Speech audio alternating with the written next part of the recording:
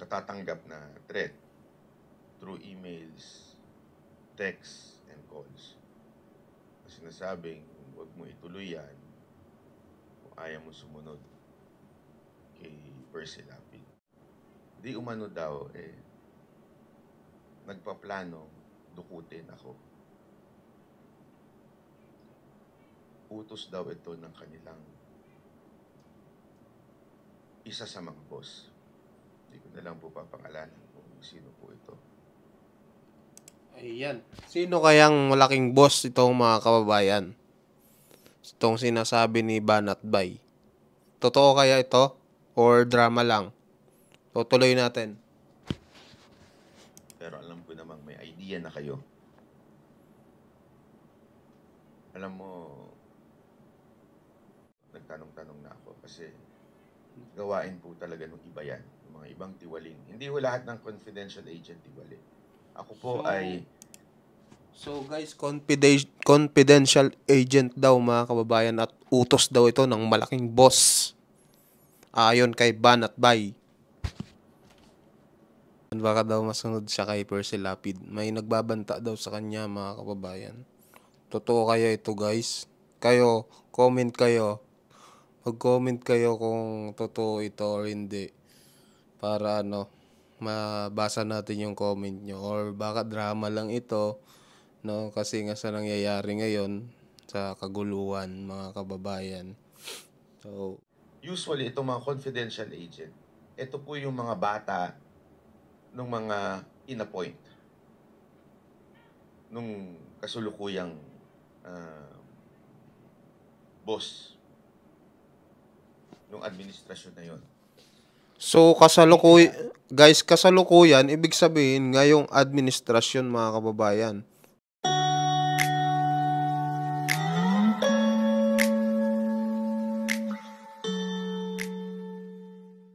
So, good afternoon mga kababayan. So, ako po ulit to si Vincent Tabigi. Nandito po tayo ngayon sa bahay. So, may napanood kasi ako, no, itong video ni Banat Bay na may gusto daw pumatay sa kanya. So, panoorin natin guys kung totoo ba ito or drama lang niya, no? Mga ano po ito mga DDS vloggers. Ayan, panoorin natin para malaman niyo po. Gusto ko lamang pong i-update kayo sa issue nitong threat. Noong isang araw, diniscuss ko na po ito sa inyo pero hindi pa ho kompleto. Dahil akin po itong pinag-iisipan kung nararapat ba na gumawa ako ng video just in case may mangyari. Ganito po kasi kwento nun. Nung panahon na tayo po ay nagdi-discuss patungkol po kay una kay Bantag, meron na po akong natatanggap na threat through emails, texts, and calls. Na sinasabing, huwag mo ituloy yan kung ayaw mo sumunod kay Percy Lapid. Ayan, baka daw masunod siya kay Percy Lapid. May nagbabanta daw sa kanya mga kababayan. Totoo kaya ito guys? Kayo, comment kayo. Mag-comment kayo kung totoo ito or hindi. Para mabasa natin yung comment nyo. Or baka drama lang ito, no? Kasi nga sa nangyayari ngayon sa kaguluhan mga kababayan. So, di rin natin masabi kung ano ba talaga, no? Mari-marites lang tayo guys sa mga vloggers sa kabila. Ayan. Alam nyo, yung time na yun, syempre, alam naman tayo, ang mga threats, hindi naman po natin ganun kiniseryoso. Although I was advised by my father na mag-ingat. Dahil nga po, hindi ho yun biro yung mga ganung bagay. Siyempre, sa loob-loob ko, may part na natatapa ako kasi ako'y simpleng vlogger lang naman po. Hindi naman po tayo yung mga big time. Although I also contribute sa Remate at sa isa pang tabloid. Gayunpaman, hindi ko ito masyadong take seriously. Pero gumawa na po ako ng mga hakbang for my security. And hanggang sumunod yung kay Tebes, and napipikon talaga itong taon to. So tumitindi yun until December.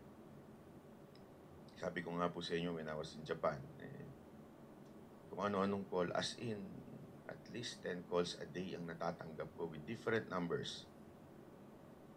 Sabi ko, baka naman pinagtitripan lang ako nito, ganito. And itong January,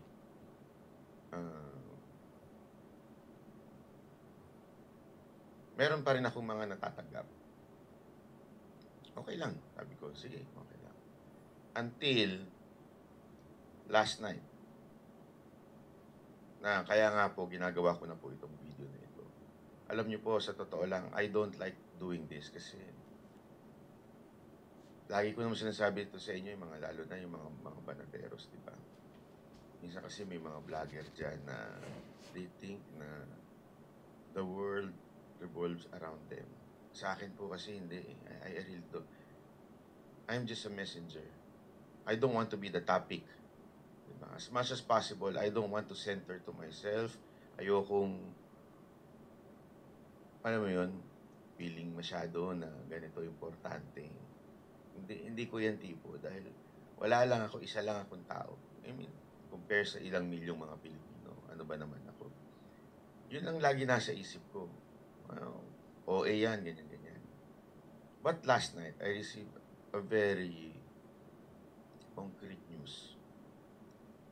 Ito kasing konteksto na. You can check, you can verify if you want. Before, noon pa, wala pa sa politics, medyo pumasok po ako sa isang ahensya ng gobyerno. Just to be honest, sa NBI po. Although it was not an organic, I made some friends. Siyempre, meron tayong mga makikilala. Ito ngang isang kaibigan po natin na lehitimong agent. Kasi dalawa po yan sa NBI. Meron yung talagang agent, which is yung abogado and certified accountant. Yan ho yun yung mga lehitimong organic. O lehitimo naman din ito isa. Yung isa naman yung confidential agent. Usually ho, itong mga confidential agent, wala akong sahod dyan. Okay? Sila ho talaga yung usually tumatrabaho doon sa mga nababalitaan natin na hindi magaganda. So, etong friend ko na organic agent, nagsabi sa akin yesterday na merong mga CA, di umano, o yung confidential agent, di umano daw, nagpaplano dukutin ako. Utos daw ito ng kanilang isa sa mga boss. Hindi ko na lang po papangalanan kung sino po ito. Ayan. Sino kayang malaking boss itong mga kababayan? Itong sinasabi ni Banat Bay. Totoo kaya ito? Or drama lang? Tutuloy natin. Pero alam ko namang may idea na kayo. Alam mo, hindi na... Sa lahat na naghihirap sa type 2 diabetes, hindi nakakakain ng maayos. Hindi makatulong na biro, nagtanong-tanong na ako kasi gawain po talaga ng iba yan, yung mga ibang tiwaling. Hindi ho lahat ng confidential agent tiwali. Ako po So guys, confidential agent daw mga kababayan at utos daw ito ng malaking boss. Ayon kay Banat Bay. naniniwala pa rin po sa ahensya, sa NBI. Actually, kung makarating po sana sa inyo to, maimbestigan. Kasi itong mga NBI na ito po ay mga profesional. Yung mga abogado dyan, yung talaga mga organic. Ano ibig sabihin nito? Hindi ho yan nawawala. Magpalitan man ng presidente, magpalitan man ng appointing authority, hindi ho yan nawawala. Continuous ho sila. Kaya mga professional po yan. Usually, itong mga confidential agent, ito po yung mga bata ng mga in-appoint nung kasulukuyang boss nung administrasyon na yon. So, kasalukuyan, ibig sabihin, ngayong administrasyon, mga kababayan. Yan sabi niya, oh.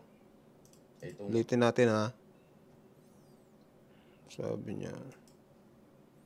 yung administrasyon na yon. O di kaya, itong mga tao nung in-appoint doon na mag-head.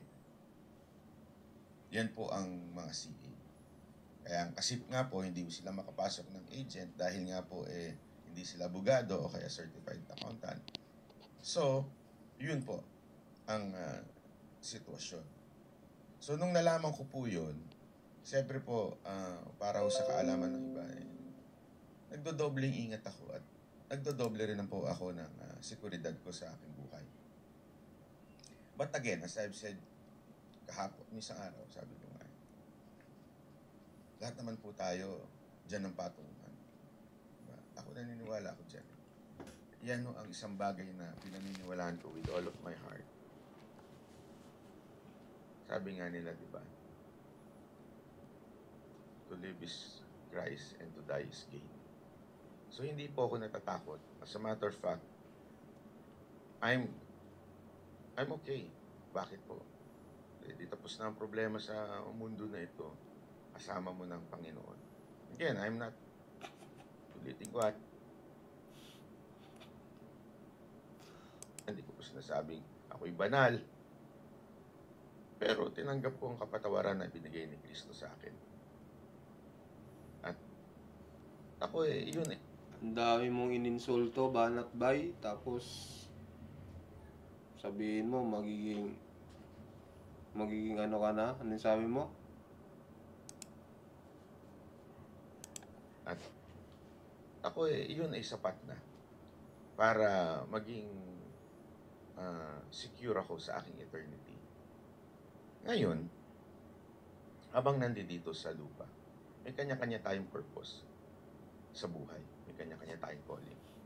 And I feel this is one of my calling is to be the voice of